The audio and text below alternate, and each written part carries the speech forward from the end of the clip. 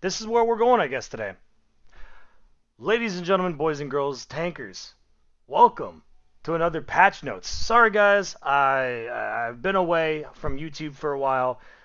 Moving into the new apartment, combined with streaming, combined with doing the festival that I work at, combined with my regular job, I've been kind of slacking on the patch notes, and I apologize for that. I'm going to try to do that, try and keep up with that. So I did have a poll on Twitter stating whether you guys wanted me to do both the Friday and Monday recaps of their streams. I know the patch notes that happened on Monday night, and just do one mega mix video that's like 20 to 30 minutes long. And the majority of you said, yeah, we would prefer that over not having YouTube content at all. So next Monday, I'm going to try and get whatever they say on stream on Monday night, and I'll try to get a video out on Monday night. And then going forward until the end of the season, I'll try to get a video out every Monday with both the Friday stream and the Monday stream info, so you guys will have it. So, with that being said, here we go. Here's the recap from today's stream. So, this week, the new premium tank, the M4A1 FL10 French Tier 6 Medium, comes out. It's literally just a down-tiered version of the Jackal, pardon me. Nothing special. The Yazi Earn-Up, after 3 days, 2,865 players have earned it. Cool. Tier 10 Silver Challenge all weekend started this morning. Nice. Big booster bundles and 25 for 50 packs are on sale. No one gives a shit. Next week, premium tanks for free XP event. Always nice to see. Cosmetics and metal earn challenge for Oktoberfest. Love to see that. 50% off cosmetic sale. Always a solid. New World War II earnable skins for the VK3601H and the Tiger II. Interestingly enough, not tier 10s. Kind of interesting to see. I'm really, really hoping that they're not ass like the T29. On top of that, they're giving an additional skin sold in the bundle for the Waffentrager E100. That will be spicy. The first to orbit challenge to commemorate the launch of Sputnik in 1957 will have a special thing. The Tanks Reforged Sturv 103B Tank Destroyer Tech Tree line and on track event will be getting interesting buffs coming this week. The tier 8 through 10 Swedish TDs will have a manually activated siege mode. Also included are usability improvements such as reduced siege transition times and fewer dispersion penalties.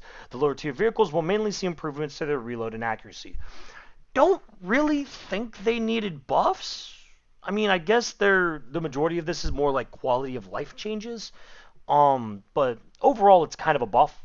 So, 7.2 improvements article can be found here. We will get to that in a moment. And now we get into the ETA section. Muffled shot update. Verified it's working correctly, or we are updating the description to be more clear. Green thumb update. A fix is currently being reviewed. Clan update. Progress being made on clan leaderboard. Setting up ways to account for people leaving/joining clans and stats and adding time. Currently planning on releasing it first with overall clan stats and refine it from there. No ETA at this time. Competitive update. Actively being worked on. The initial leaderboard test went great. The second test is in progress. No ETA, but if the data from the second internal test goes well, we'll be able to start scheduling events soon. That's nice to see. I know a lot of the comp clans are very excited about that. Commander customization will return at the end of this year or beginning of next. We are focusing on changing names, voice, pictures, and skills first. Thank you, Lord Jesus. I've been asking for this forever. One of my favorite things is when I've got a newer viewer that subs for the first time. I name a crew after them in honor. So, kind of my thing. And if someone buys me a tank, I name the crew name after them. So, kind of the shtick for that. So, it'll be nice to see that again. I'm really, really happy about that. And I know a lot of content creators will be very, very happy about that.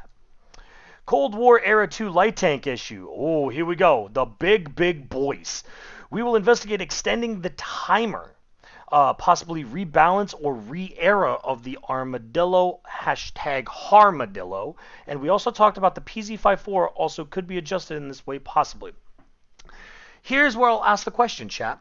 Do you think that the Armadillo and the PZ54 need to be either A, nerfed and stay in their current tiers, or do they get buffed and get put in the tier above? So for the Armadillo, instead of being an Era 2, it would be an Era 3. The PZ54, instead of being a tier 5, it would be a tier 6. Let me know what you guys think in the comments below. World War II maps and Cold War maps in World War II. Pain God talked at length about this. Please rewatch if interested. I'll have to go back. I haven't watched the stream. I was at work. I apologize. When I go back and watch the stream, I'll maybe like say something in the comments or in the description of the video. Just keep an eye out in the next day or two. MOE adjustment. There are no plans to return to the previous calculation. I will continue to monitor feedback. Don't know if I'm happy about that, but we'll see. Upgrading the base season pass. This is something we want to do. It is a long way off at this time. I really just want them to go back to a free season and then just spend 2k gold for a little bit extra. I don't know why they make these uber expensive bundles. They makes no sense. Why? Like, make a 2001, make the base season pass good. That's free. The free season pass should be good. Then do the $10 season pass where you get a little bit extra, and then do a 3 to 4k, like 3 to 4,000 gold season pass if you want to skip like 20 tiers. It's that simple. There shouldn't be anything locked behind a paywall, in my opinion. Wheeled vehicles are being tested internally. Very interested about that. Pain God had an interesting Halloween-themed background. Didn't get to see it, but I have a general idea of what it is. People have sent me pictures. Last known position from PC, hotly debated internally. Not expected in the near future, if ever. What? Last known position from PC, hotly debated internally. Not expected in the near future, if ever. I don't understand what that means. Platoon sizes. No plans to go back on this. Investigating allowing larger platoons in co-op, though. What? Why? Why is it in fucking co-op? That makes no fucking sense. Shut the fuck up. Give us 4-man platoons at least. They still don't know how to properly balance 5-man platoons, even though I've already gone over it. Not going to go into that rant right now, but that's bullshit. It's a lie, and you damn well know it, Wargaming. Hush. And last but not least, World War II HUD is with the team which will eventually design this. Very interesting. And we've got another thing up here that you guys will be taking a look at. So, all other images shown can be found here. There may be extras. We talked about that, but there was a lot to cover today. So, apologies if I have missed anything. Also, I apologize about the phone call. I'll have to take that in a moment. So, we're going to quickly go over everything here before I got to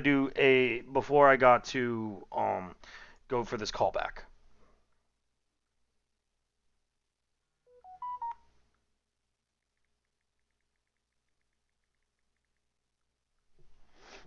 So, there may be extras we talked about. There was a lot to cover today, so I'll apologize if I have missed anything. I would recommend rewatching to get the full update. I will certainly go back and watch at some point in time. Friday, October 1st, they'll be looking at a new tank first look, and on Monday, they'll be doing a new tank preview. So they did that, so that will be for next week. Now, we've got the game improvements update coming on the 28th. That will be next week. So, we're going to quickly go over all of this. There's a lot to cover. So, lots of things being updated as such. So I'm going to just quickly skim, and on the things that are very, very important, I will talk in a little bit more depth.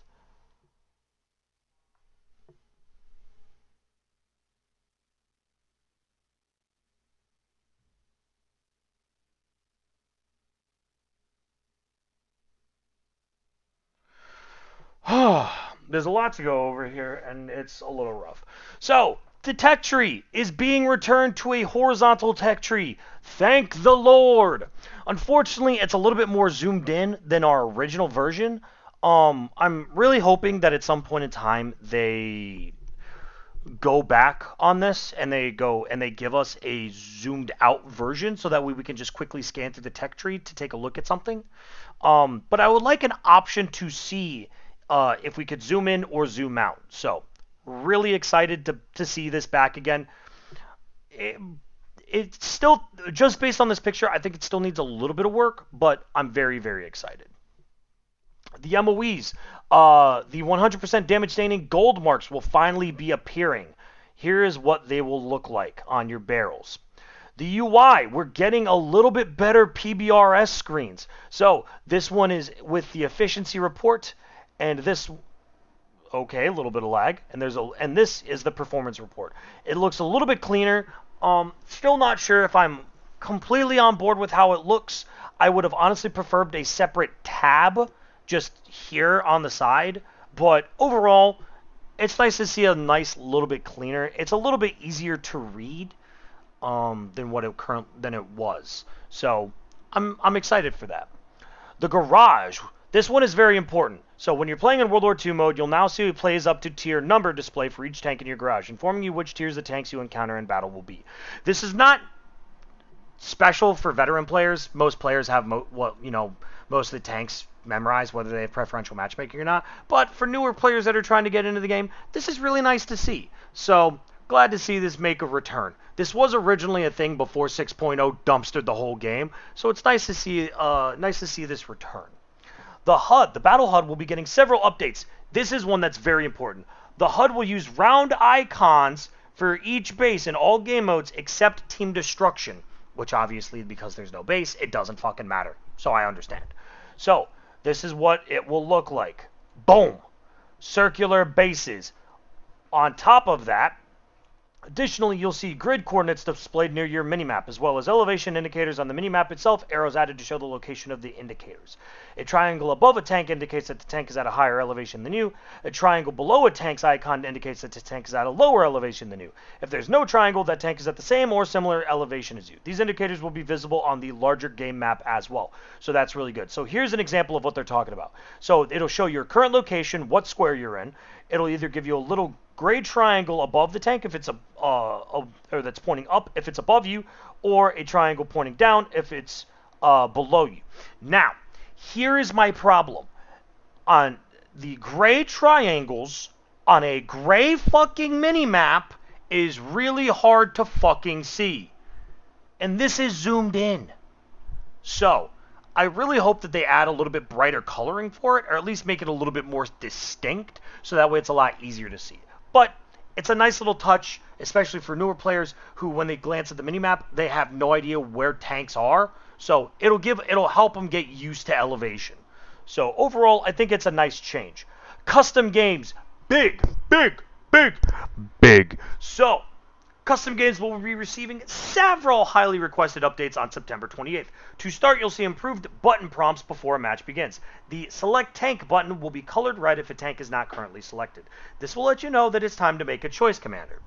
The text will change to Change Vehicle once you have a tank selected. So if you're in spectator mode and you've picked a tank, now you'll know that your tank has been picked. You're welcome. Now, the Launch Game button will turn red as soon as all players have chosen a tank, indicating that the game is ready for you to launch. Really, really nice touch. Especially for comp matches where one team has control over the other. This is very, very good. So, I really like to see this. That's a nice little touch. The following parts I'm not so much about, or the lack thereof. The next update is a new option, Room Battle Chat. Turning this option on will allow both teams to talk absolute fucking shit to each other during a match. That's going to be fucking hysterical, and I'm very excited for it. This will be a lot of fun, not going to lie. This is going to be so fucking memeable, and I'm very excited. Finally, you'll also see the True Vision option right below the game mode. This new option gives you the choice to have the Cold War mode vision detection system active during a match. By default, the True Vision option is set to off for World War II matches and on for Cold War matches. It'll be nice to see, and I wonder what comp clans will do. Whether they'll in Cold War, if they'll turn True Vision on or off. Kind of interested to see what everyone will agree on. The part that I'm not exactly happy about is the lack of fixing their fucking spectator mode. The lack of the spectator mode fix is really aggravating, but that's a conversation for another day. The Upgrade tab, each tank's linear vehicle progression panel will now show the tank's tier or era and class to give you a more detailed picture of your tank. Cool. Appearance tab, in the skin and camouflage section of each tank's appearance panel, skins will now have their own sections made to find them easier, which is really nice. The replay browser is getting a nice little facelift. That makes me fucking excited. Thank you, Lord Jesus. Each replay's thumbnail image will now display the game mode. Furthermore, while a replay is downloading, the progress will be shown on a button at the bottom of the screen. Once the download is finished, the text on the button will say play. I'm really happy to see that. It's really nice to see. Very, very nice to see. I still think the replay tab still needs to be a little bit better, but overall, I'm not too mad. It's about time the replay tab got a nice facelift. As always, join us on the forums or on Discord to talk about these changes. We want to know what you think. So that is everything for today's video. Again, the question of the day was, do you think that the PZ54 and the Armadillo should either be nerfed and stay in their tier or put in a tier above and then buffed to compensate for it? Let me know in the comments what you guys think. Thank you guys so much for stopping by. I hope you all have a wonderful day. And as always, good hunting. I'll catch you guys next time.